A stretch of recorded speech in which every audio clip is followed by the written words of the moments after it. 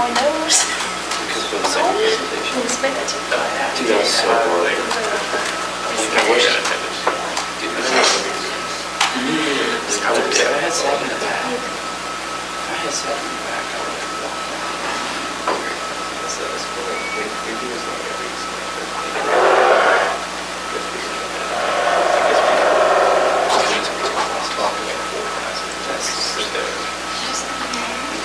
Well, yeah, I got it.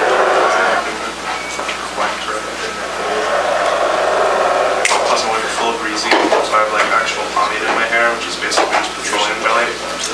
And on the little like tin by my pomade it says, be very careful because this is very flammable. So just keep any like open flames away from my head and it'll be good. Yeah. I'll look at it. It's dangerous. I know, the whole face like Yes. it's not an older fashion product. Davis, what's with the signs? You know, I changed the sign because I thought, I wonder if Eric will ask me why I changed the sign. So, I mean, like, I don't know what this thing is. Oh, this? I think this is yeah. That's the Cougs thing? Oh, wait, this? Yeah. But you don't know this. Eric! UH go cruise. Shit! Jeez, surprise. That's a Okay. Oh my. Do we even go here? I think we're like across the street, but that's sort of but yeah. There's actually a rumor that the reason we have to get the sign is because when we had our actual like Cougar that we just carry around back in the 70s when everything was cool, right? That it like lost its paw and that the Aggies made fun of us by doing this. But I actually looked into it. It's completely false. It's not true, but that's yeah.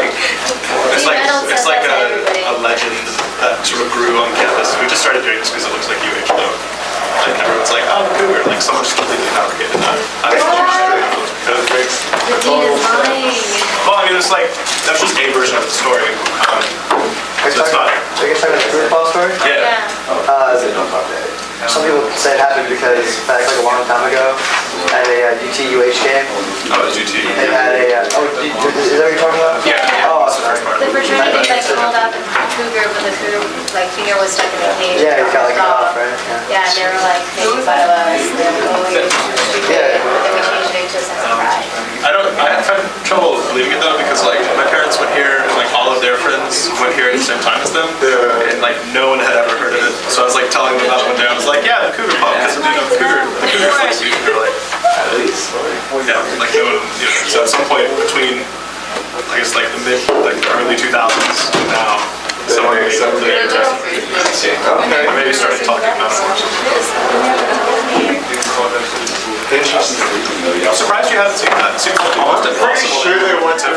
Like, how did you make it this far? This moment in your college career. Oh my god. I don't go to games or anything. I just walk around. Or I did not pay attention to it. I switched that.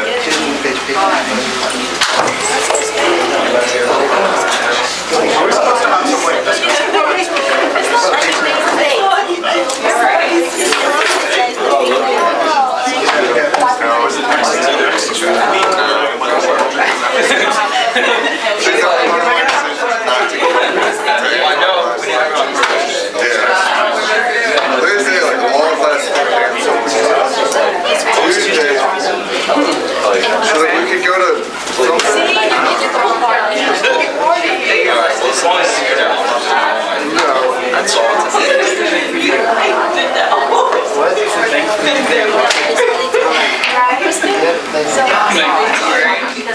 Not very good. Well, I wish I could sort it out.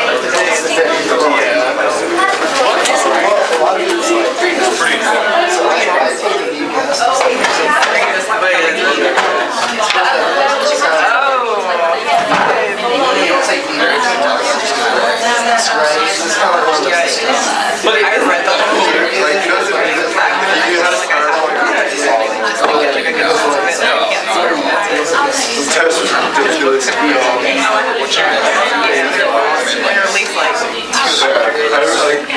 Pretty sure. Now they're higher, like it's really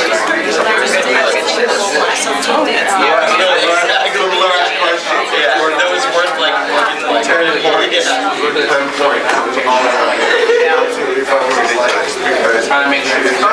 up that class. Maybe the second one. The second one. I was like, yeah, like this right up for a long time. Fuck you, dude. Yeah, exactly. It's like listing that's supposed to be. And they're like, I want to do every single line. Dude, I don't. Can we talk about the carrot book? No. Exactly. That one just went up. Oh, it's just like, what is this? Other groups like No. Ah, okay. I was wondering, I was like, how did she do that? This is pretty true. What would be it? Initially, I trust. I don't establish control. Information system.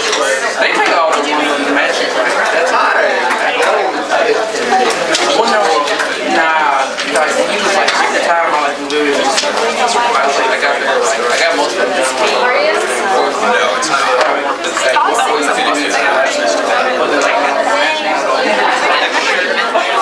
I really know like my hand was weird. They could if you take the time out of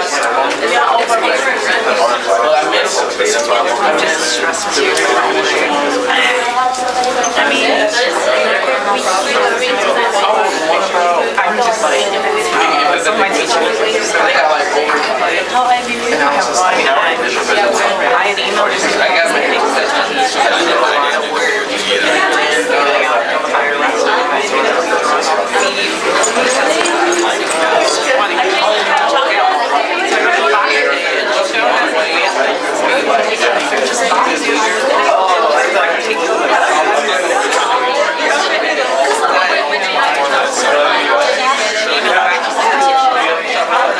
that why.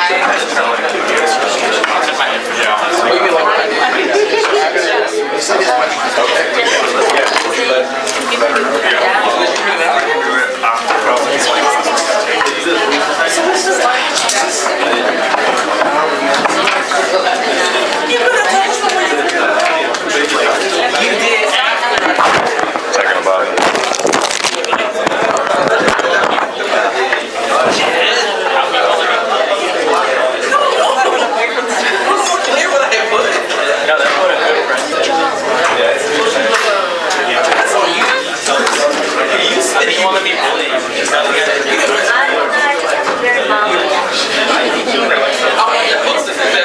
Yeah, she doesn't like No, I'm just eating out for the hours. Don't have about that. Yeah. Like, we didn't make the application, but I'm mainly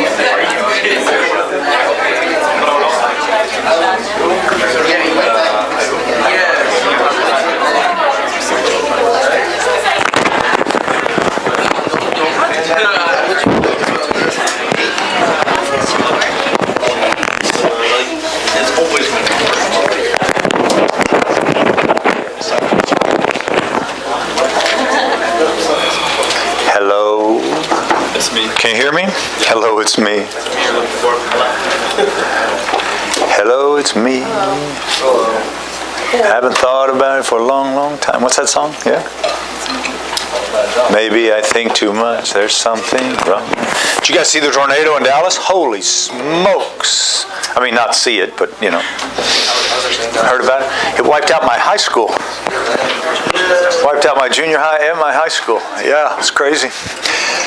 All right, we got a lot to talk about. Let's first talk about the exam. So, the mean was actually pretty high. It was a 78. Well, you know, an average. You know if it's a relatively fair exam if the mean is in between 72 and 78. So this was on the high side. So I think that's a pretty good sign. I can tell you that the mean for this class was about 3.5 points higher than it normally is. So I felt pretty good about that. But Osese told me that there was a question about a matching, but I think we solved that, at least for one. But anybody else concerned about their grade being accurate? Okay, so send Osese a note, right? Because that's only fair, and let's make sure that I don't think it's a platform problem, but it could have been. And so let's check it out to be sure, because those are a lot of points, so we want to make sure they're fair. Right? Yeah. Got the highest speed. I think we deserve a little curve. Yeah. Yeah. We scored the best, so we deserve more. Wait, what'd you say there? That last question was irritating. Yeah. It was worth 10 So we're points, doing a everything 5-point else curve? was 2.5. Yeah. Oh wait. Let me give you a perspective. That last question typically is fill in the blank. This time I thought it'd be like Christmas time in here, and I would give them to you. So before you get too carried away judging the harshness of it, there was really some kindness involved. Thank you. One question being worth 10% of the test. Yeah. So, But there were 2.5 each, but you had to know them. That's a fair point. But there's no partial credit. There was. Question, was there? Did you mean for there to be no partial credit on that question? I got When it was- 3 out of Yeah, you got When one it was graded, wrong. I missed one of them, Yeah. and I got 0 points out of 10. Now, wait, hold on. Eric, don't get too cocky. That's different than what you were asking about. It's what? That was what I meant. The last question was choose the correct 4 out of That's correct. and it was all or nothing, even if Well, but they're saying it wasn't all or nothing. No, it wasn't. I got 3 of Oh, you got 2 out of the 4 and didn't do that. Yeah. and it didn't give any of the 10. Oh, so you guys are saying that you should get partial credit for the 2, even though you're guessing. I'll think about that. I will think about that. What is it, Eric?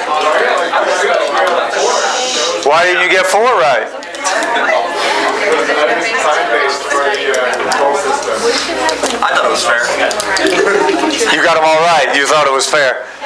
Hold on. So what I hear you saying is that you think it would be fair to get partial credit for that question.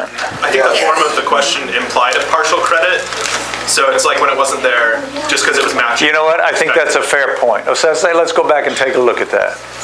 We'll take- Grade up to like a 90. Eric, did you get beat up? Eric, no parking. Eric, what does this mean again? He's like, I don't know what this means. I'm like, Hold on. We got one more question. Yes. Is crosswords and word searches a good management tool? I'm sorry, I couldn't hear you. Is word searches and crosswords like something that you should give an employee as a good management tool? It wasn't a management tool, it was a critical thinking tool, right? So word searches are a good critical thinking tool? That's the reason why I picked no. It was a true or false one, and I picked false because it said word searches, which I thought was kind of juvenile. Whoa. That's a little harsh, but I don't recall the term word searches being in there. Does anybody else recall that? Not only do I disagree, I did ask a question. Yeah. I don't think it said word searches. I think it said word games. Because we did a word... Puzzle, something very... No, Sima. I couldn't answer the question right. Sima. That specific question reflects exercises we've done in class. The in-basket, the word game where you had to think, right? Do that differently. So that's why I think that, I'm not quite sure I'm on the same page as you on that one, but I'm happy to look at it. Fair enough? Yeah, I'll look at it. But I don't believe it says word searches. You mentioned the in-basket exercises. Yeah, like word for word. You said like in-basket exercises, are they good for critical thinking? Yeah, that's the question. In-basket exercise and word games. Yeah. Yeah, and maybe even crossword puzzles, because crossword puzzles are also good, or things like Sudoku. Those are all good things. my tutors gave me that. Like I had a stats tutor. She gave me that, and it was really critical thinking, and she's super smart. Yeah. All right. Well, I'm glad we got that conversation out of the way. Now, I'll go back and look at the last question. I think you raised a fair point on that one. I'll look at that one, although I don't hold out much hope for that one. But I'll look at it. And then we'll send a note out before the week is out about that, so that everybody will know. Let's see.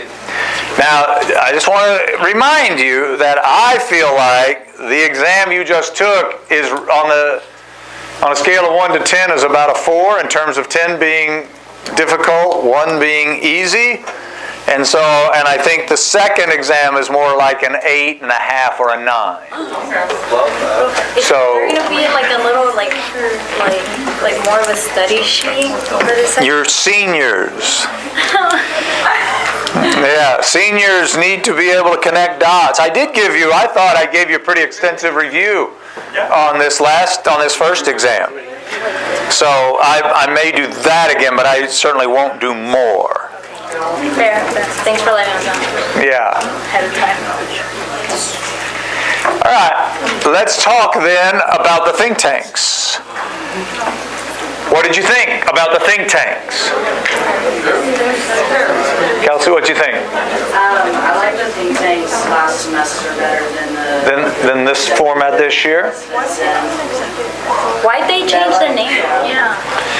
Because the state of college wasn't happening this year, so they changed it to a different event, which is a whole new event. Yeah, I think it was a transition and trying to do something a little different, and it was. Well, how many of you liked the previous ones better than you liked this one?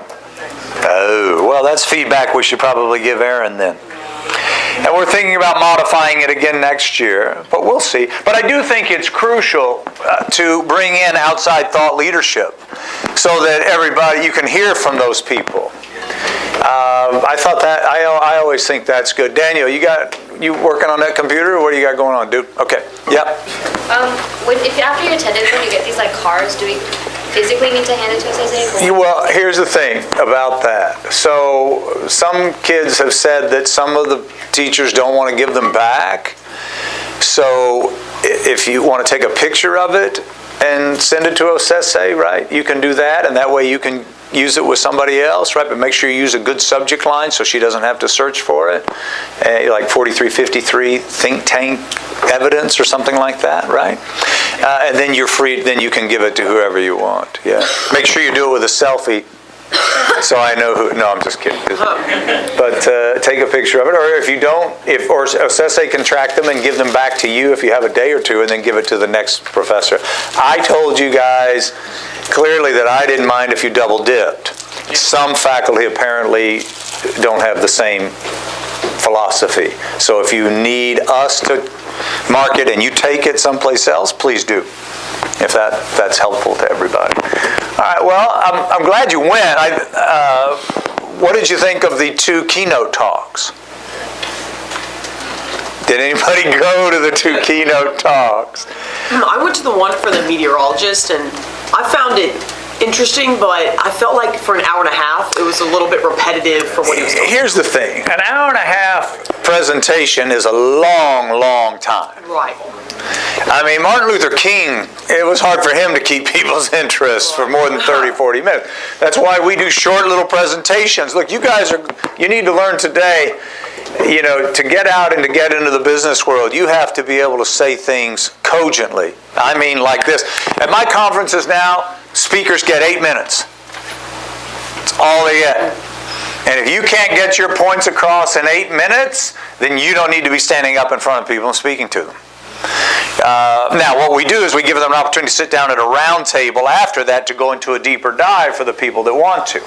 But I'm trying to get you guys to realize a one-page paper, right? You've got to be able, there's not a CEO that I talked to today that if they ask somebody for their thoughts on something, that they want more than a page. Now, if they ask you for a white paper, if they ask for an in-depth research project, that's different. But if they want your thoughts on a particular topic, they want it in 1 page or less. And it better be clear and it better be concise. And that's why I'm trying to get you guys, look, you learned how to write term papers in high school.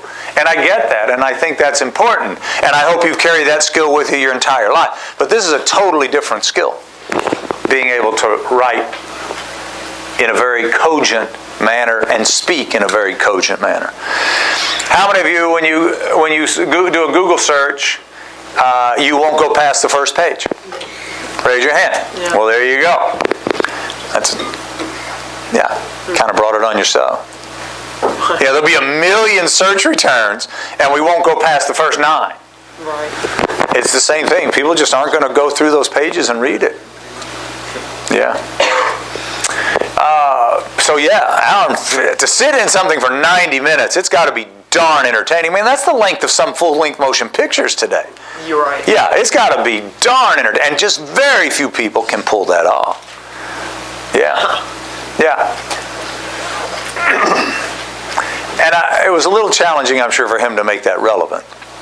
Right, that's why I say it was so repetitive, because it felt like it was just kind of self-explainable. Yeah. The impact that a hurricane would have on a business. Yeah, and we talked about it for an hour and a half. It's like, entertaining, but we talked about that in intro. Yeah. Yeah, right. All right. You guys know that the elections are going on in Houston now, right? Yeah, I know you know that. I know that. And so I hope you'll vote. I just got asked by a group called MOVE, not Move On, MOVE, to come in and let me ask you a question. How many of you would like to register to vote? Raise your hand. If you register like in the general election, you're registered, yeah, but is anybody in here would like to register to vote that's not registered? Okay, well, they're going to come into class, but now here's the problem, though. I don't think they're coming in until after the local elections are done. So if you want to, for next year, I think is kind of their big push. But they're nonpartisan, make sure of that. So they're not going to come in and do a political, they're just going to come in and discuss about voting and the registration process. And you can register right then and there, if that would be helpful. And then it'll be done. But I don't think they'll be able to get it done before the local elections When are those? November? 5th. Early voting Already started, early voting did. And we've got a full slate of city council. All the spots are up, right? The mayor's up. It's a big election for Houston. A lot going on. So if you're not paying attention, I'd encourage you to. There's a lot happening. So anyway, I'll go ahead and arrange that. It'll only take 10 minutes, but I thought we'd carve a little time out for that. Now,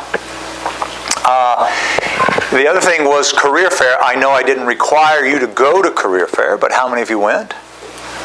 Oh, good. Did any of you walk away with a job? I got 3 interviews. 3 interviews. Good for you. Good. Anybody else? Gunner's the only one that got an interview? Interviews? Yeah. You got 3 interviews. Okay. It's like we're playing poker. I raise you 3, I go to 4. It's like an auction. With who? HRMA. Good. And you guys, I know a lot of you are. How many of you are transitioning out of school and going to work full time from this semester? Raise your hand. Oh, really? Not that many. The majority of you are then graduating in May. Yep. And those of you that are transitioning out and going, are you nervous about it? Not really. You're ready? Kind of. I'm not really hearing good things about recent graduates getting good jobs. Yeah. It's an interesting time. Let me tell you what I think. If you're interested,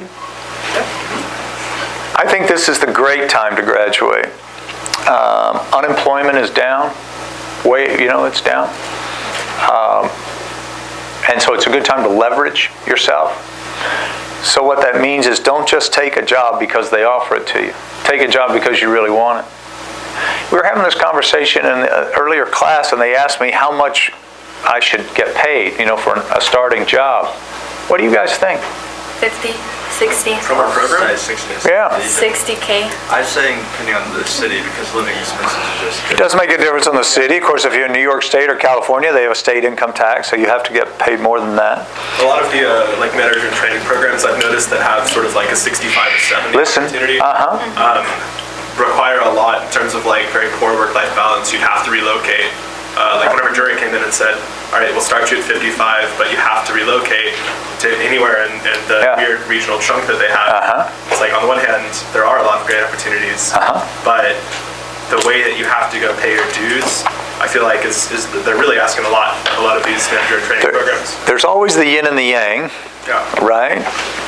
But keep in mind that you deserve to be paid well. And it's a good time. Because if you're graduating in December, I think the job market is going to be, I'm sorry guys, but I think the job market is going to be better in December than it is in May. But I don't know that for a fact. My background's in economics. There's some markers that look challenging. And we'll just have to see. Kind of also depends on what happens in D.C. over the next 3 or 4 months. Rose? I was just going to tell everyone that even though we have hospitality, hotel, and restaurant management, that's our major, I encourage everybody to go to the bigger career fair because there's so many more opportunities outside of just our career fair. And we can't limit it. We can't limit ourselves to just Get creative with your degree. I think that, I agree, both of you. I think that's great guidance, and I hope you will do that. I think one of the challenges, we've been talking about trying to change the name of the college for a long time, not from Hilton, but from hotel and restaurant management, because I think that limits our students, and I think recruiters see that as a limitation, because many of you are focused on events, and many of you are focused on the technology side or things like that. And so, but listen, a lot of our students have gone on to do great things. One of our students has been very successful in the insurance business. Another student has gone on with a very successful technology company. I just got a note from a student yesterday who launched an Airbnb concept down in New Orleans, and it's taken off really well. They're now up to 100 properties. Airlines are looking for our students. Do not overlook hospitals. Because of the Affordable Care Act, what you guys know as Obamacare, because of that, hospitals are rated on their customer care. And who better than to go into a hospital and help them with their patient care than you guys? So I think Rose is exactly right. You have to get out to where those opportunities are. And I would encourage you to do just that. Go and check out those places. Because look, there are lots of opportunities. Don't sell yourself short. Don't think it's just... And look, here's the other thing. Hotels and restaurants typically pay on the lower end. Hospitals will pay better. Technology companies will pay better. Deloitte has offered a new product. They bought a company that goes out and does mystery shopping of hotels. And you'll travel. Now, you'll travel like crazy. That may not be what you want to do. But if you do, if you're single and you want to get out and go see the country and perhaps the world, you should look at Deloitte's program. Ask Gloria about it. You guys know what I mean. Say Gloria Ratliff. You know what I'm talking about. But I would be surprised if everybody in this room didn't get more than 2 offers. I think so. I think you guys should be well prepared. But look, you've got how are you going to distinguish yourself, though? How are you going in the interview? How are you going to distinguish yourself from everybody else that's out there? Because everybody's going to tell them they're organized. Everybody's going to tell them they can manage a project. Everybody's going to tell them they can create customer loyalty. What are you going to tell them to set yourself apart? Emotional intelligence. Yeah, you're going to tell them emotional intelligence. I'm telling you, that's the key. Any company that's not talking about that today is way behind. And you guys need to practice those things because it will pay off for you. You may have to teach the interviewer about it. And that's the other thing. If they say to you, if you say emotional intelligence, you need to be prepared to tell them what that is. Yeah. You can't say smart emotions, which is what you guys would say in here. You got to be prepared. You got to look at people right in the eye. You got to tell them you're resilient, that you have grit. You got a high level of self-awareness and you have empathy. And they're going to say, well, how is that going to help us? And you say, well, it helps me to relate to customers. It helps me to solve conflict. It helps me to build a consensus with my peers. All of those things. And you guys have the ability to do all that now. So I hope you will. It'll really make a difference for you. But it's an interesting time to move from school to the workplace. I'll tell you one of the most challenging things for a lot of young people moving from school to the workplace is all the free time you will have just going to work. Because most of you work and go to school, and then if you just are working, you're going to be like, what do I do now? Going back to school. Go back to school, get a master's, but a lot of people get in trouble because they have too much. Look, sometimes free time can be not so good, right? Yeah. So I have a few mentor managers who graduated from here. Yeah. One of my previous GM who just moved up to be a concept leader, which he is basically GM manager, right? He graduated from here, and he told me the biggest thing, because on the boat I work like 60 hours a week. Yeah. I'm the bar manager. I'm taking 16 credit hours. Yeah. I'm constantly busy on a day-to-day Yeah. basis. He told me once you graduate, it's going to be a whole different world because you do have that free time, and that's where people can fall off. That's right. Yeah, you've really got to be mindful about that. And you need to develop things that create a purpose for you, whatever it is. Whether it's a sport or working out or dancing or whatever it is, you need to or get involved with volunteering, whatever is important to you. That's why we spend time in here with Stephen Covey and 7 Habits of Highly Effective People and being purposeful and organizing your time and prioritizing it. It can make a big difference. Yeah, you're going to be in for a shock. Yeah, but it can be a good shock if you're somewhat prepared for it. Yeah. I'm dying for one of those Pringles, but I'm not going to do it. No. She shook it. Right. I don't want to be presumptuous that you would let me have one, but they look tasty. Well, good. Well, I'm good. It sounds like Career Fair was successful. What did you think of the companies that were there? It's kind of limited compared to last year. Wait, I'm sorry. It was limited Compared to last year. compared to last year. I was gonna say limited. It's surprising that I saw a lot of companies that came my freshman, sophomore, junior year. They just weren't there. They weren't there this year. Interesting. All of you kind of felt that way. It was a pretty good number of those folks. David? There was a lot of major companies that were there. Yeah. You're on the sales side. Lexus was there. Yeah, Lexus was there. Good. Okay. I miss waffles. I think it's hurt. All right. No, they were last year. Hey guys, hold on. There were a lot less internship opportunities than any at all. Like, I could only find like 4. Wouldn't you And that think was they just would the be big more in the brands. spring? Well, yeah, but compared to like the previous years, there were like none at all. Like, Okay. everyone wanted a MIT student, and that was it. Interesting. Okay, something to think about. Chat. I think I was just kind of disappointed with the quality of like who the companies were. Company. We're not seeing airlines, Disney World, and big fancy cruise lines. I was really disappointed with it. Interesting. Could be that it's middle of the year, not using it as an excuse. I'll take that feedback back. I think that's good. Do you guys get a survey about the career fair? No. Oh. Well, that's something we should do. Yes, ma'am? Yeah, I agree with you. I was very disappointed because I don't want to go into a hotel. Yeah, a restaurant. You want a broader spectrum, and that's what you saw. Yeah, I think that's a fair point. We've been talking about that, and that again has to do with it's an entire kind of a holistic challenge for us. But I think those are very fair points. Yeah. I thought it was limited on the casino side too, because I only saw like the one casino that shows up every year, which is Golden Nugget. No Verge, no nothing else. Nothing out of Vegas. GM wasn't here either. MGM, yeah, we usually get MGM or Caesars or Harrah's.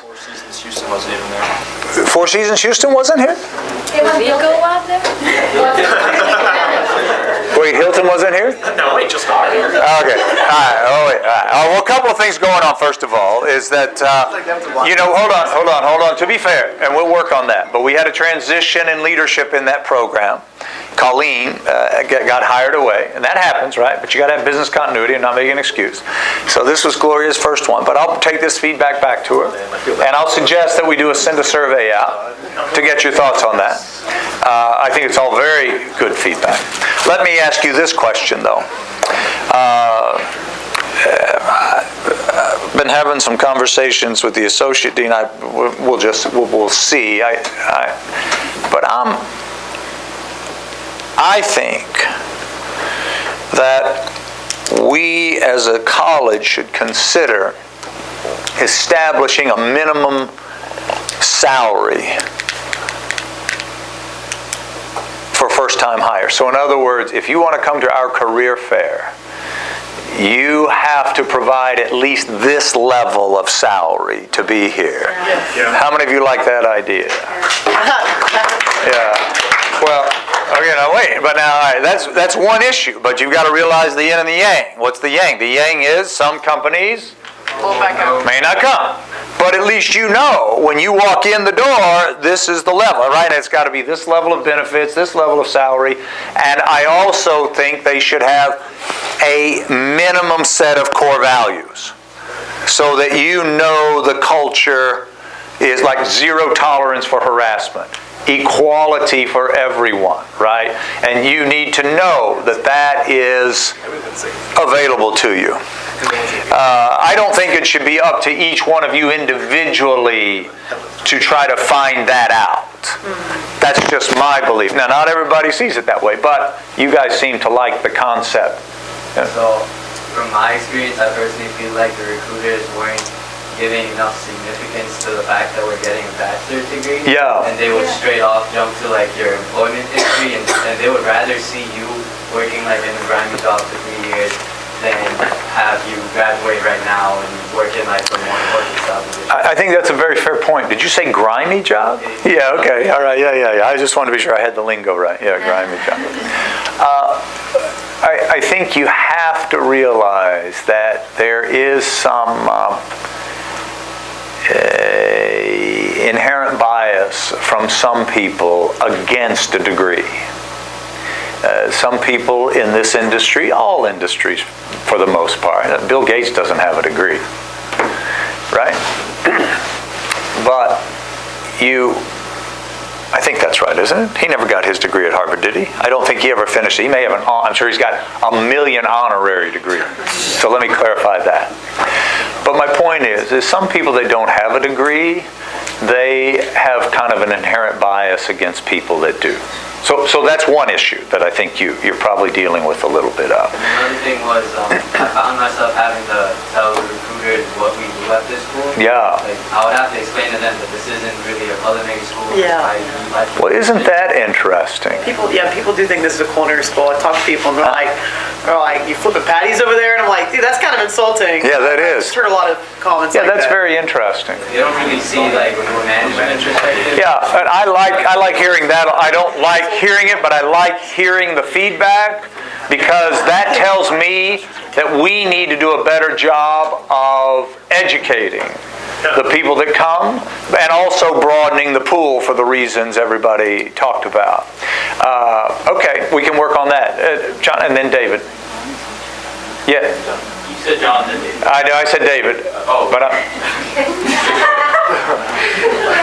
counter to what he just said, I know a lot of, depending on what position it is, management specifically, like say front desk management, I know a lot of people that I used to work with that are managers now, they don't like having to hire people like their AGMs now. They don't like having people come in that have no experience at front desk trying to become a manager. So I know those jobs kind of suck and you're doing S school at the same time, but that's this college's internship. I think Dave makes a very fair point. I think you've got to get experience. But I'm not necessarily...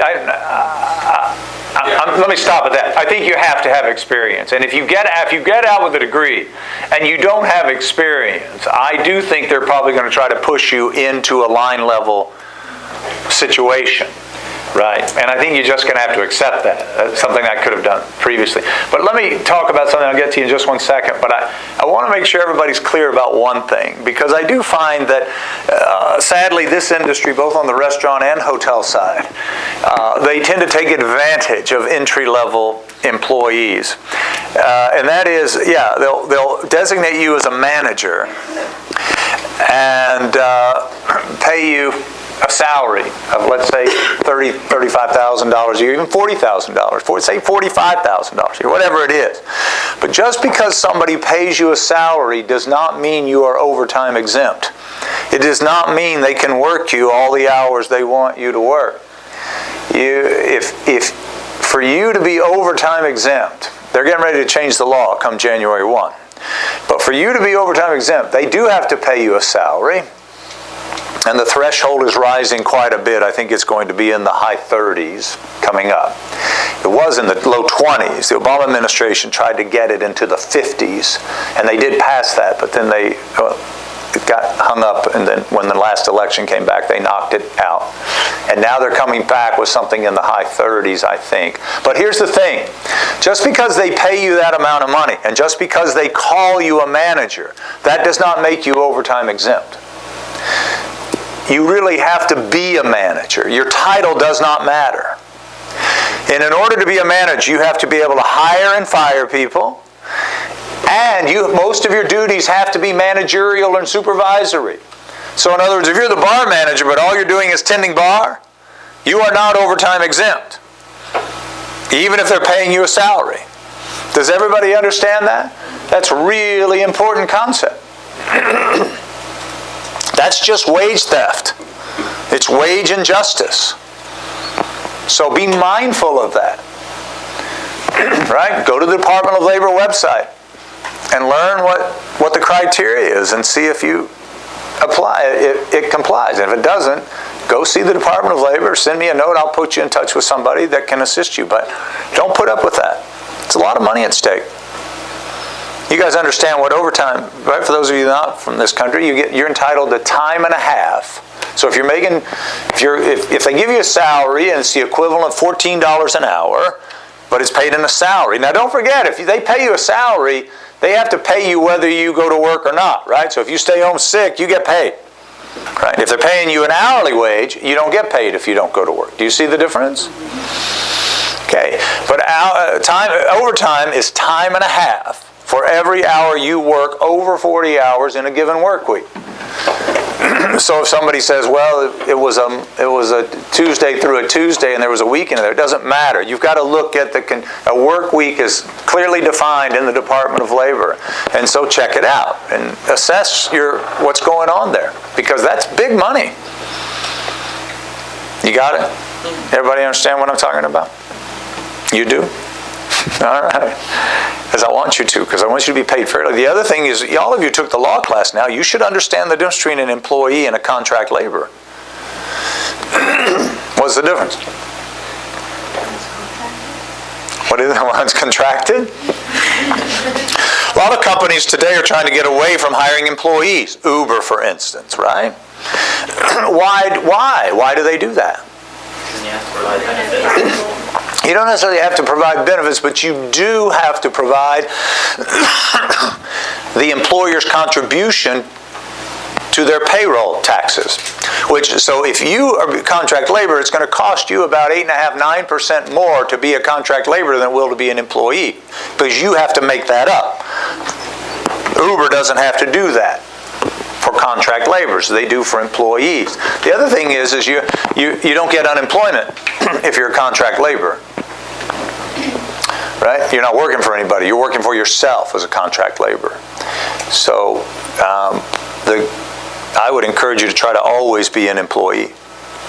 You find you have much different rights, much better situation. Plus there's workers' compensation insurance in case you get injured on the job. If you're an independent contractor, typically you don't have that. Now, again, just like manager, just because somebody calls you an independent contractor, that doesn't make you an independent contractor. Right? It's going to depend on what the arrangement was, what the setup was. Got it? Okay. Yeah, I mean, you can roll manure in powdered sugar, but that doesn't make it a jelly donut. Right? It's got to fit the mold. All right. So thank you for the feedback on career fair. It was very helpful, and I'll try to get some of these situations solved before the semester comes up, or May. Yes. Oh, yeah. So I was going to say earlier, this career fair, it seemed I would like to say really bad, but the recruiters also seemed unprepared. Because in one of my interviews that I went to, not only was the recruiter different, but the job they were hiring for was completely different. Like, I had spoken with the recruiter beforehand, and I had a whole page of research I had done, just to prepare to go into the interview. And I went in and introduced myself, and then she asked me about the job. And after I spoke for 10 minutes, she was like, that's not the job we were looking for. And then I was like, but the recruiter outside, because she was working on something, I was like, she told me, this is what it was, this is what it's for, I could come talk to her. And she was like, no. That's not it. Yeah. Okay. Well, that's a pretty significant disconnect. Yeah, and the other one was a lot of people were offering unpaid internships. Yeah, let's have a talk about that. Look, if you want to, here's the thing. If you want to go learn about something, if it's really important to you and you want to go learn and you want to shadow somebody, go do that if that's what you want to do.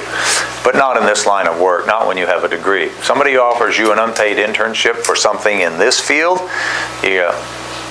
no thank you. And just be kind about it, but that tells you don't want to work for that company, right? Look, there's a lot you can, like I said, you're not going to marry somebody just because they love you. You want to love them too. So make darn sure that you do your homework to find out what this company is all about, what the culture is. Here's the other thing. I think you should ask about money before you do the interview. If the money's not right, why are you interviewing? I mean, now you may want to interview just for practice, and I get that. Let's put our phones away. But I'd encourage you to think about that. A lot of people are a little hesitant to ask about money. I'm not. Ask. Because it was IHG, which is the unpaid one, I thought they would It must have been a local IHG property. Yes, but wasn't there corporate? They were both of them were there, and they were both offering. Unpaid? Yeah. See, that's the other thing. We should never have unpaid internships offered at our career fair. All right, I'll work on it. I got a lot to work on. How do you politely and respectfully ask about money? Ask about what they offer as far as that? Yeah, I think one way to do it is, you want to be delicate about it, right? But at the same time, you want to be assertive. And so I'm sure some other people have some thoughts, but I would say something like, hey, can we talk about compensation? I'd have some pretty significant goals. I'd rather not, waste your time or my time. So is it possible to talk about that? And if they say, well, what are your goals? Say, well, let me hear what the compensation level is, and then I can tell you if it's a fit, right? Because there's going to be some of that. They're going to say, and what you don't want to say is, well, I asked you first. But you say, well, yeah. Say, well, I've worked hard. Can you just share with me the compensation package, and I can let you know if it's a fit. And that, look, everybody that comes in here is going to know what their level is. And if they don't, they don't have any business being here. But see, that gets back to what I was talking about with you before. They should have a threshold before they come, so everybody in this room knows if they go to work for somebody, they're going to get at least this. Doesn't mean you can't negotiate higher, but you can't go lower. Because that's not fair. It's not fair to have a multinational organization negotiate with Eileen. Right? Take them, Eileen. Yeah. Got him. I'll go in with Eileen to negotiate. So there's very minimum companies that want to work with international students. Yeah. And even there are companies that you can do OBT, but it's hard to find them on the career fair. Yes. We're there. I'm always on career fair, but The question, though, how many of you, we worked hard to get at the think tanks a program on international students. Did you go to that? It was canceled. No. It went. Yeah, I was in it. Yeah, no, it went. Because I've had other students that went. And that was one of the reasons we did that. Was so you could get that education about different challenges. I don't disagree with you, though. We have to do a better job. If we're going to admit international students, we have to do a better job of attracting opportunities for those international students. I don't disagree. But I do think that's Rose's point, is you should expand the horizon and don't just rely on the Hilton College career fair. There are other career fairs, whether it's Bauer or the University of Houston has a career fair, I think, right? A general one? Doggy dog. Sounds like Ted Nugent.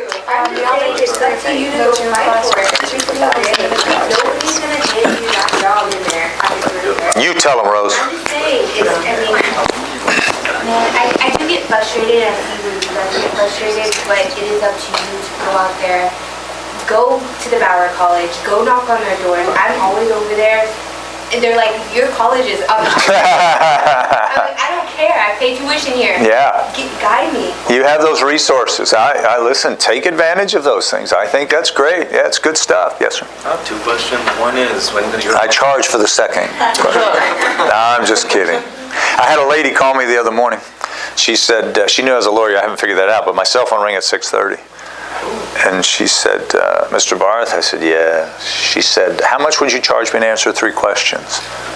I said, I don't know, how about $150? She said, isn't that kind of expensive? I said, no, ma'am. Now, what's your last question?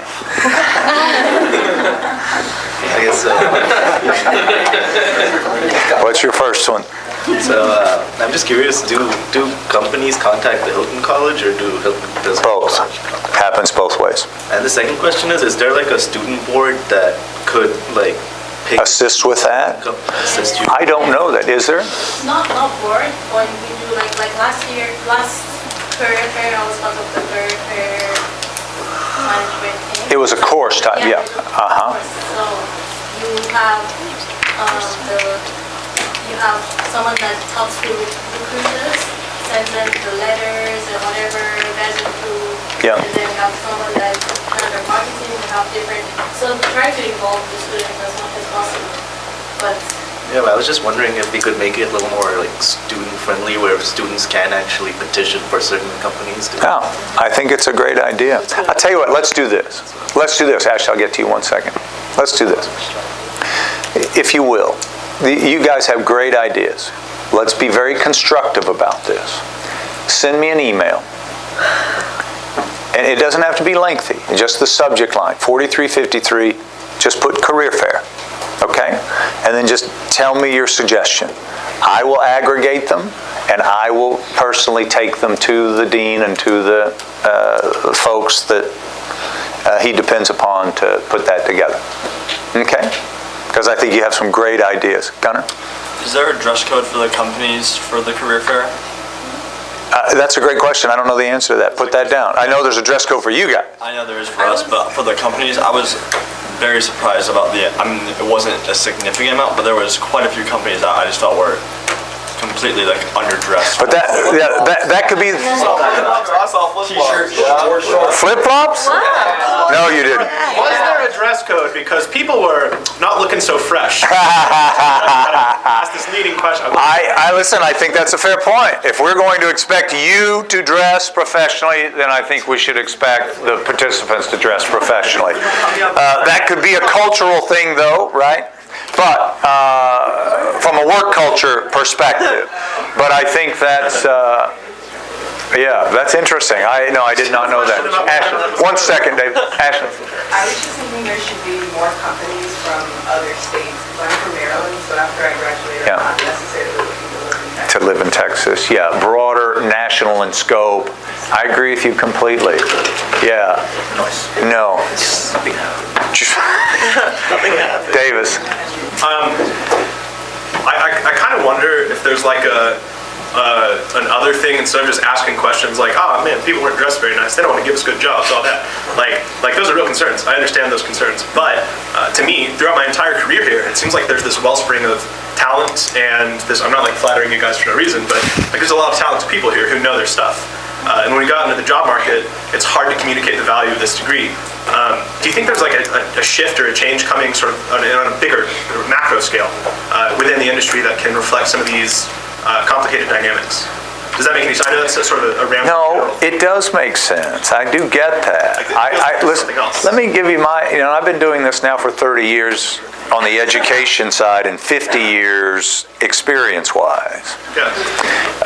This industry is relatively slow to catch on.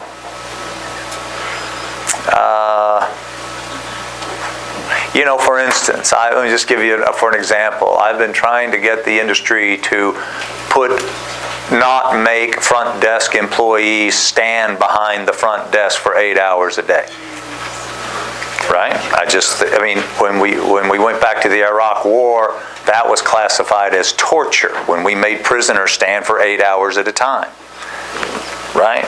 So I say to people, let's put a stool back there, and the people can stand up when the guest comes in, or give them a lower chair with a desk, right? It doesn't have to be this desk. They say, well, that's the way we've always done it. And remember, that's the antithesis of emotional intelligence, right? We always did it that way, so therefore you should have to do it that way. That's just people that are out of touch. But to be fair, I've talked to probably 15,000 hoteliers about that, and maybe 2 or 3 got it. But these are people that have made a lot of money, because the hotel business makes a lot of money, and they just think because of that they're right. And I personally just don't believe that, right? Just because you make money doesn't mean you're right. So, to answer your question directly, I don't hold out much hope that I see it shifting quickly, but more like an iceberg. But with global warming, that could happen sooner. The iceberg analogy may go out the window. Yeah, so, but look, I think that's to Rose's point, though, is that you want to look at different jobs. Like, if it were me, I would look in the travel industry. You talked about airlines, and I don't know about cruise ships. The corporate side of the cruise ship industry is a good industry to be in, not working on the cruise ship itself. If you're a freshman or sophomore, you want to go do that for a summer, then go do that. But as a full-time gig, unless you're at the managerial level on the ship, that might be. But keep in mind that U.S. labor laws don't apply to cruise ships. Yeah, so you've got they can really take advantage of you there. Plus somebody may throw you overboard, so you don't want to do that. But look, there's a whole area that we don't talk about at the school. We've been talking about trying to get into the college is travel management. There's lots of opportunities in travel management today. Look, if you're interested in that and you want to explore like Rose suggested, go to GBTA, Global Business Travel Association. Go to BTN, Business Travel News. and find out what those people do. There's lots of opportunities there. Typically, you need to have had some experience in hotel sales, but not necessarily. We've had some of our students have some success in there.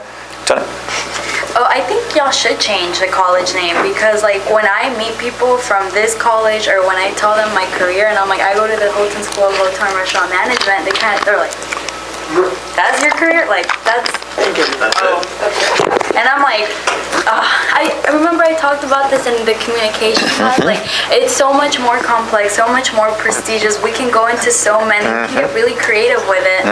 And you know, like, I think changing the college name would do a lot. Yeah, I think so. The question is, what would you change it to? Just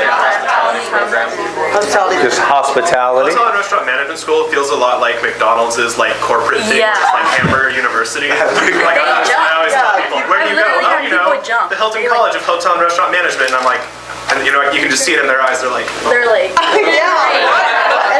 So I thought you were doing well. And I was like, I don't know how I got here. They're like, did you flunk out of power? I'm like, no, that's where I wanted to go. and the thing is, How about this? Is that a unique experience? Like, am I the only one? That's why Start fucking driving. Time for a revolution. It's like whenever someone's like, so what are you studying? I'm like, well, I'm going to grad school. So, you know, none of this really. It's like there's such a like profound like spunk. There's a whenever people hear you like talk about what you like, because I care about this stuff. Like it is important to me, and I think it's valuable. But whenever people hear about it, they're like, well.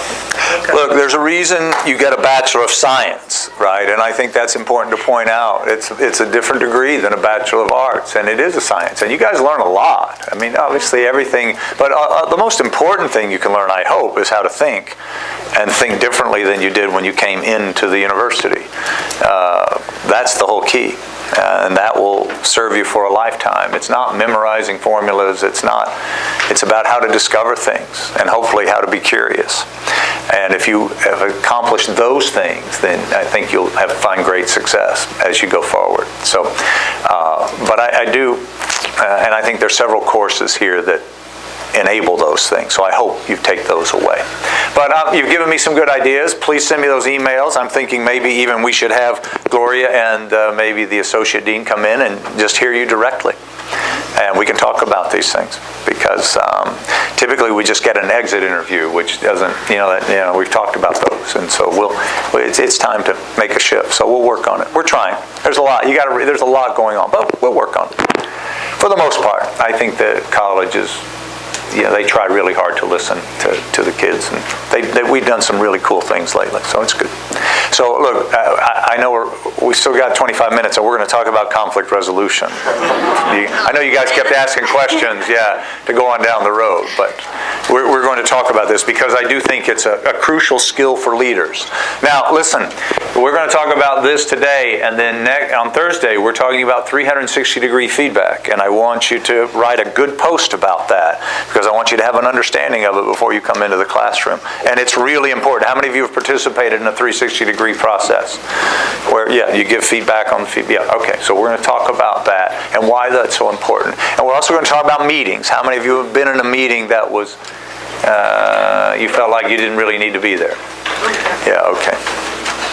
All right, so being able to run an effective meeting, a productive meeting, is really exceptional leadership quality. So I'd encourage you to do it. Right, Eric? Yes, sir. That's what I thought. All right. So let's talk about conflict resolution. How many of you have, because this is all about emotional intelligence, how many of you have been into an argument recently and 20 minutes into it you had no idea why you were arguing? Yeah. All right, hold on. Let's first of all recognize that that's nothing to be proud of.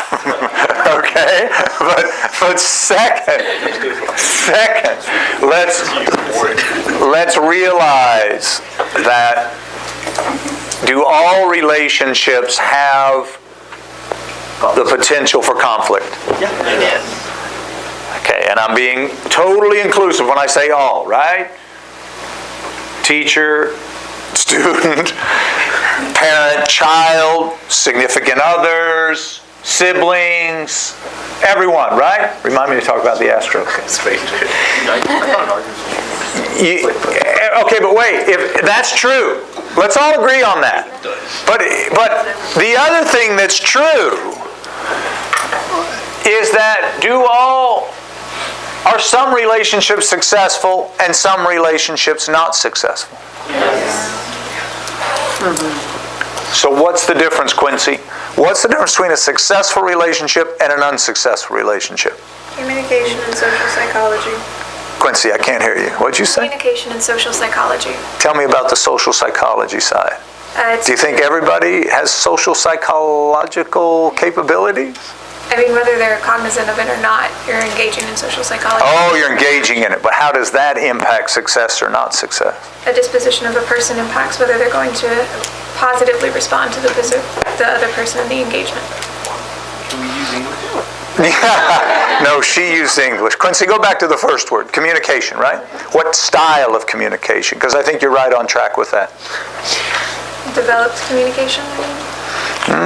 Looking for a little something different there, but okay, you got us off on the right track. Thank you. Samantha? I think the difference between a successful and an unsuccessful relationship is whether or not you learn something personally out of the whole thing. You know, if it's bad or good. You can walk away from that. Yeah, with something. In the relationship itself or in the solution, the resolution of conflict? Either way. Broadly, yeah. Okay. Looking at it broadly. Okay. I think those are both fair points. What they're both saying, I think, is the way Quincy's talking about the style in which the conflict is resolved. Is that fair? Yeah, and I think Samantha's talking about, is there some value received out of the interaction? Is that a fair way to put that? I think both very good things. And I'm just going to tweak it just a little bit and say that people that have successful relationships have the ability to disagree without being disagreeable. Okay? And I hope you will take that to heart. You have to learn, and the way you do that is you invoke your emotional intelligence. You learn not to take things personally. But it also means you learn to hold your fire. You don't call people names when you don't get your way. Just because somebody does something unkind to you doesn't justify you being unkind to them. Right?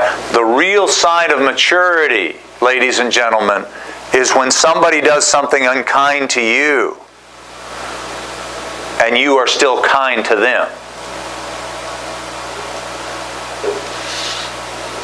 That's your goal. That's not easy, but that's your goal. That's your emotional intelligence really empowering you.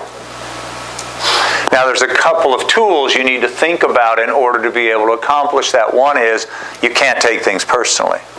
And I've mentioned this book to you before, but if you're interested in learning more about that, The 4 Agreements by Miguel Ruiz speaks specifically about how not to take things personally. When you take things personally, we tend to get defensive, and most people tend to get retaliatory.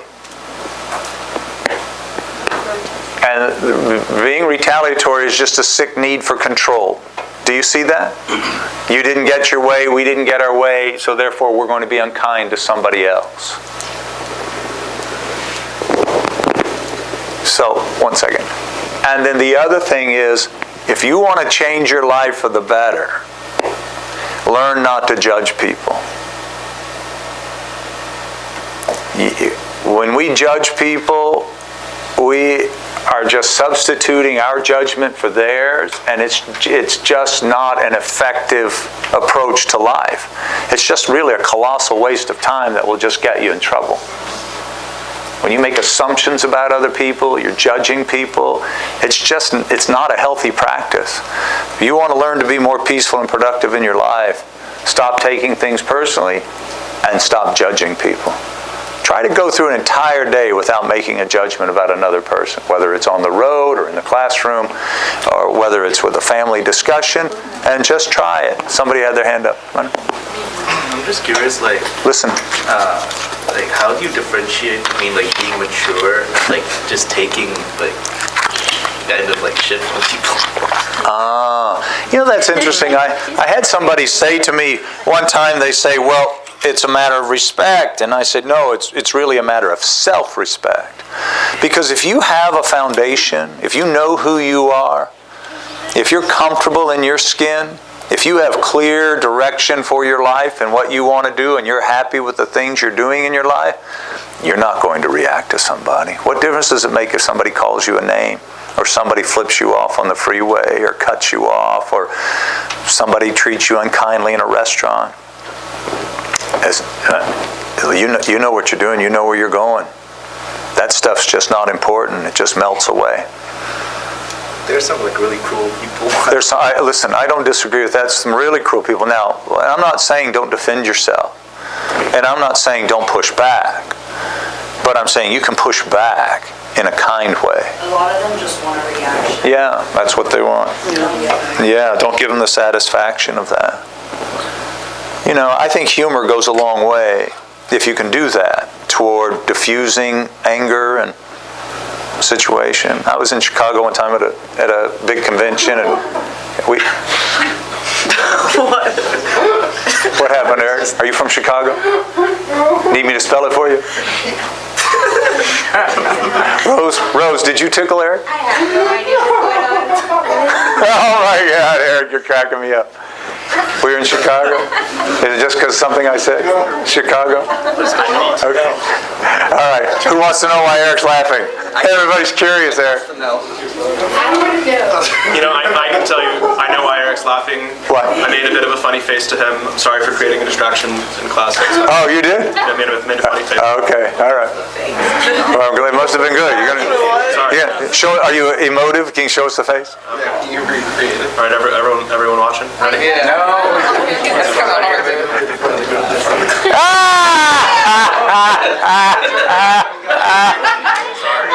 Wait, you turned around and did that to Eric? I did not think that he would audibly interrupt class, which really is me interrupting class. So. Hold on a minute. Dude, where'd you learn how to do that? Do it again, do it one more time. Turn around and show everybody else. Hey, wait. Come down here, Davis. Come on. What I was hoping to happen is me now standing in front of class having interrupted it. So, sorry, Dr. That's quite all right. Do it. Thank you. Ready, party? No, I'm being like Okay, Eric, now we understand why you were laughing so hard. That was pretty funny. All right, where were we? Chicago. Oh, Chicago. I was talking about, look, it doesn't matter, but it was you use humor. Just use humor to diffuse situations, and it will go a long way toward that. But look, here's the thing about conflict.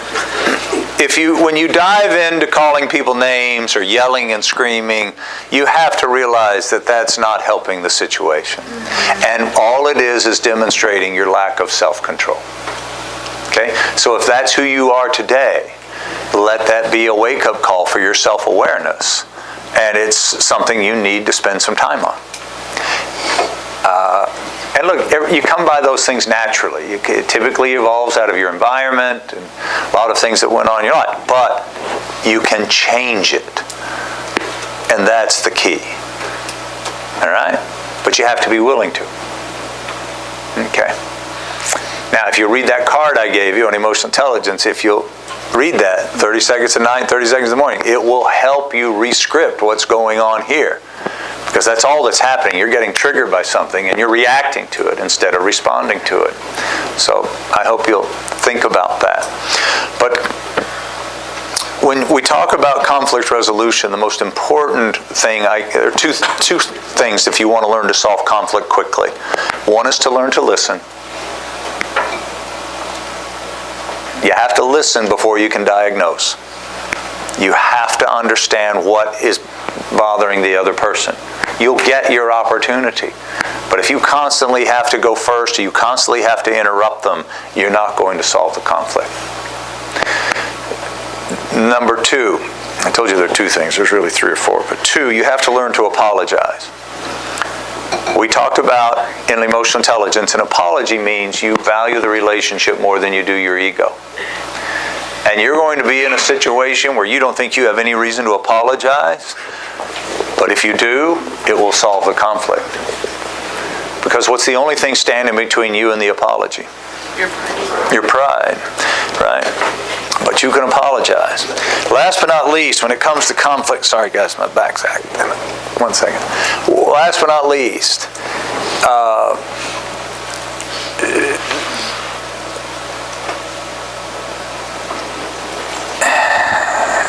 something you have to understand about conflict resolution is it's never about being right or wrong. It's never about winning and losing. Never. Conflict resolution is always about meeting peaceful conflict resolution is all about meeting the needs of the people involved in the conflict.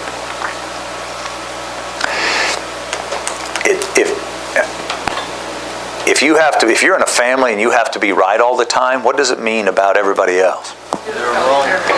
And that's just not the case. But that's just your ego and your pride driving that. And think about what it's doing to everybody else in that family. Right? And this makes it very clear then what you're listening for. You're listening. When you're listening to what it is that they need. And it's absolutely okay to ask people, what is it that you need, Davis, for this to be solved? Right? And you ask that question. And they may not be able to tell you right away. And they say, well, let me think about that and I'll get back to you. And then once they do, your job is to do what? Meet those needs. But it's also fair for you to say, well, okay, great, this is what I need. Can we find a resolution that's mutual, that meets your needs and my needs? But ladies and gentlemen, that's how you solve conflict. As a mediator, I've solved conflicts with lots of money at stake. Had a case one time where a lady wanted, they had negotiated, they were a lot apart at the beginning. They got down to $1 million apart. And the company said, we're not going to pay one more dime.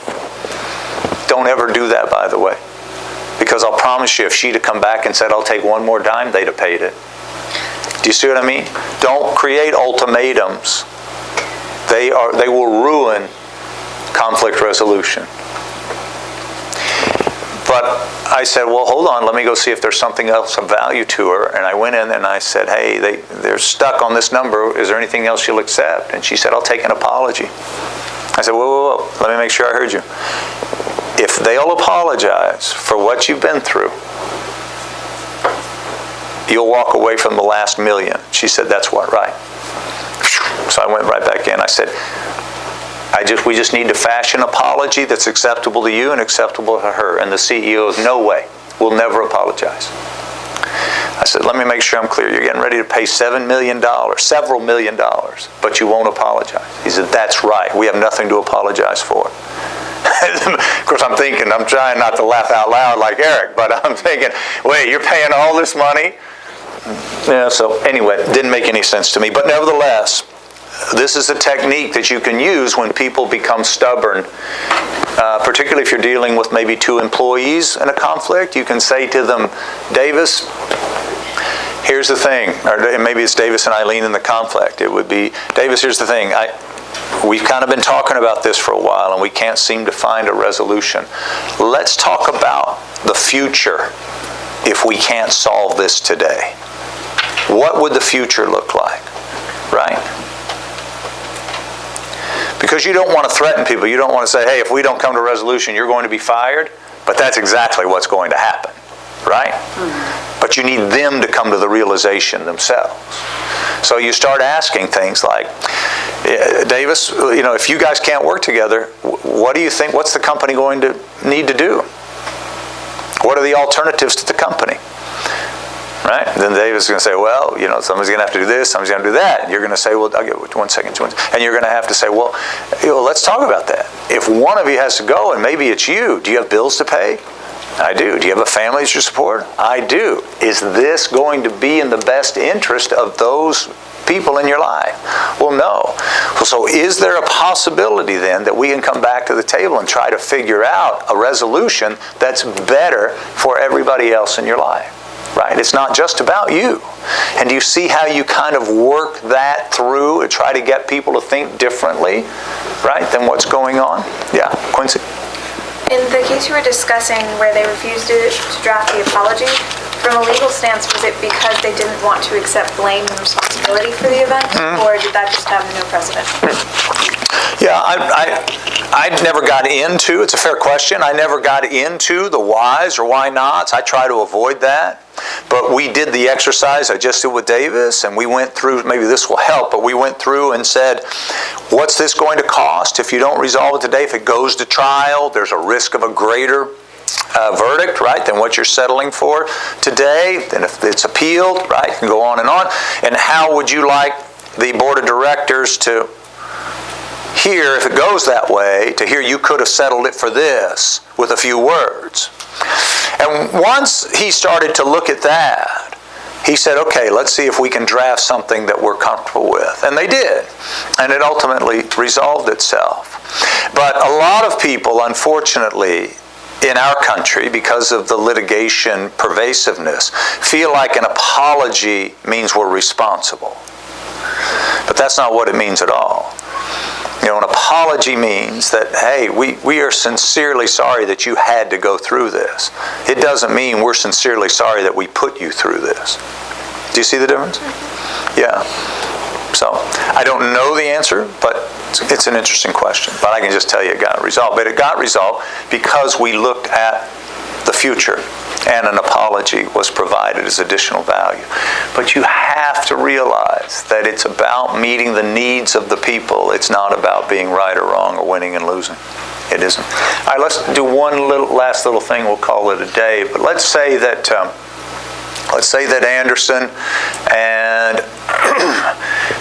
Anderson and Ashley are having a disagreement at work. All right? You guys don't have to do much, but kind of participate a little bit. But so if they come to me and they're supposed to work together, and Ashley says to me, no, let's do it differently. Hang on, Ashley. Anderson comes to me and says, I just can't work with Ashley anymore. And you're like, why not? And then she goes into something, that the way she treats him or the way she talks to him or something, right? And he just doesn't want to put up with it anymore, right? It's just one of those things. All right. Now, put yourself in that situation. You're a supervisor, and those two employees, Anderson comes to you and says that to you. What are you going to do? How are you going to manage that? What's the first thing you're going to do?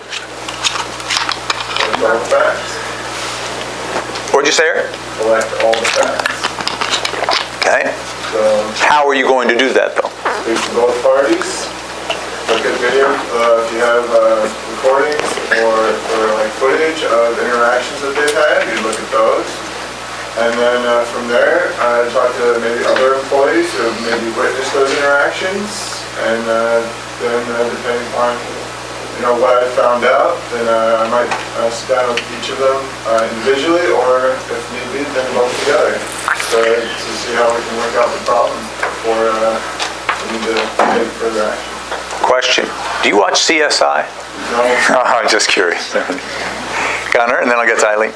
I was going to ask what steps he would have taken on his own, if any, to address the situation, or is he just getting talked to, and is she just not realizing that he's talking to her and he's uncomfortable, and is he just coming straight to me without addressing it to her, or is she doing this consciously and they both are aware of it? Interesting. Okay. Eileen? Oh, Eric said what? Okay. All right. Now, okay, but let me just point out a couple of things. Those were not what Gunnar said, but what Eric and Eileen were talking about. Those are fact-finding missions, right? And I understand that's 99% of the people out there, that's their first thought. is fact-finding. And I don't necessarily disagree with that when there's a legal aspect to the situation. And this very well could bleed into that. So if that's where your mind is, sure, I get that. Sounds like harassment. Or bullying or something like that. Yeah, very, very fair. And so I think those are fair points. And then you walk through a different procedural aspect that I want to focus on. The first thing I would encourage you to do when two people are having a disagreement and you're kind of mediating the dispute is to separate them. And Eric mentioned that. He said whether it's together or apart. I'm going to suggest you do it apart. Here's the reason why. If you get them together in the beginning, what will typically happen? They'll argue or talk over each other or say that's not true. And you just want to avoid that. But you have to do it in a very neutral way.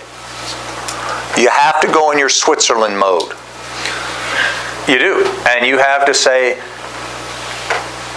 Anderson, I want you to know that I'm going to go speak to Ashley and I'm going to ask her for her perspective about this. But Anderson, I want you to know that I am not going to make my mind up about anything until I've come back and given you the exact same opportunity. Okay? And if somebody says, well, I want to go first, then you just got to massage that and go to the other person and ask them if they're okay with so-and-so going first. And then I go to Ashley, and what am I looking for? I'm looking for her story. I'm looking for her version.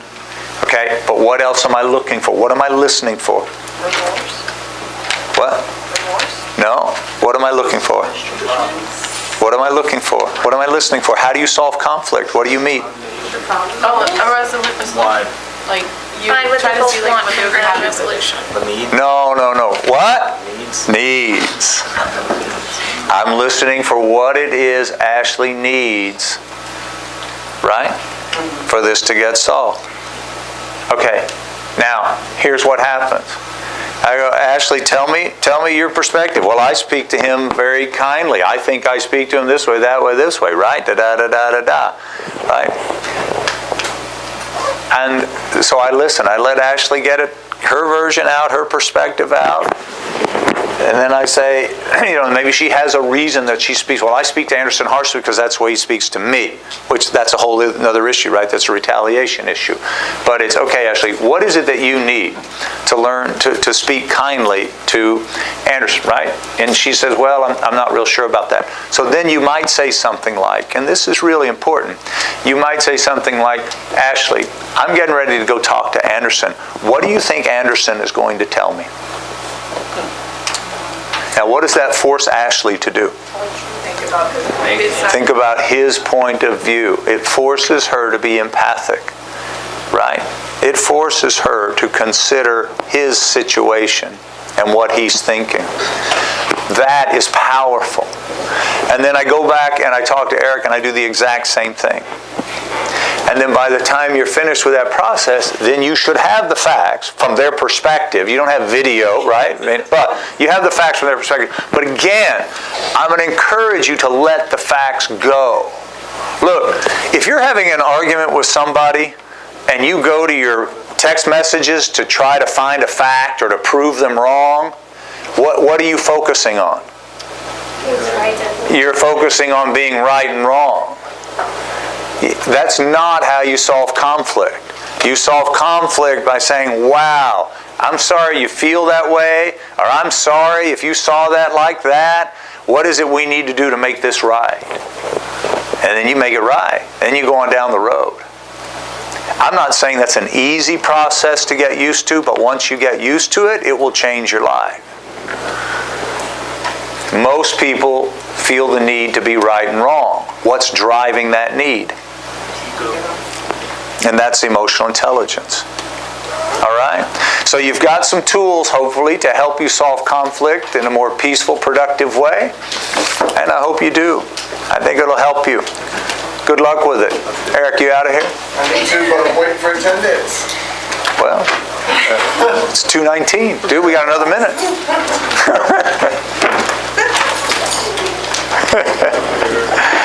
What is it that you need, Eric? They need to work on time so they'll get it right up. Hey guys, I have some papers that were turned in, and those have been graded. And then I have some presentations, all the ones that have been done so far, and I have those with my remarks, and those have been graded. So please pick those up on your way out of class.